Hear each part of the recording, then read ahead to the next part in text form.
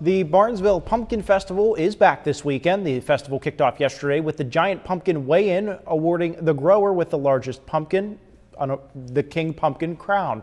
The festival is going on all weekend, though, and it's a celebration of growing and harvesting the pumpkins. News 9's Jessica Bradley is in Barnesville with more.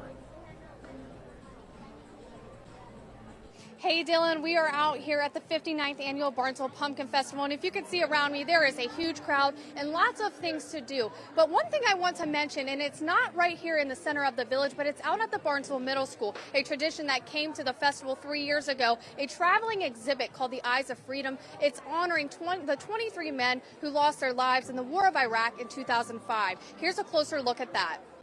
To acknowledge our military and acknowledge the history of our military, talk about the fallen, and just we want people when they come in here, even if they're not veterans, just people that don't know a lot about military, when they walk out, we hope that they have a better appreciation, a better understanding of what the military does. The Eyes of Freedom is making its way back to Barnesville for a third year. The traveling exhibit goes around the nation to tell the stories of the men hoping to make an impact. The hardest part of my job is to watch a struggling veteran walk into the room. You can see it. You can see that they have had better days long ago. Flaherty says the exhibit is a gateway for some veterans to open up and share their stories after being silent and holding in their pain.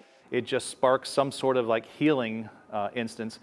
I can tell you the best part of my job is watching them leave, and they stand differently and they have smiles. Sometimes they make jokes. The artist behind the portraits is Anita Miller from Columbus. Each portrait features the men's personal boots, and some still contain sand from the war in Iraq. Another key aspect to the exhibit is titled The Silent Battle. All he really wanted to do was start the discussion for post-traumatic stress and veteran suicide, and he was very successful with that because now we are permanently installing these in places in Ohio. The monument was developed after a struggling veteran, Brian Zimmerman, toured the exhibit and created Chapter 2 of the Eyes of Freedom. He lost his battle in 2021, but the silent battle still stands tall in honor of him. Let's just cover the base with dog tags and have people write messages of support. There's names of people that have been affected by post-traumatic stress or unfortunately veteran suicide. There's some tags in here just say thank you for your service. I have watched twice 2 veterans in uniform write "need to talk" with a question mark, and on the other side put their personal cell number on. While the mental health crisis continues to grow, those with the Eyes of Freedom hope to make an impact with people struggling. You can learn more on their website, limacompany.memorial.org.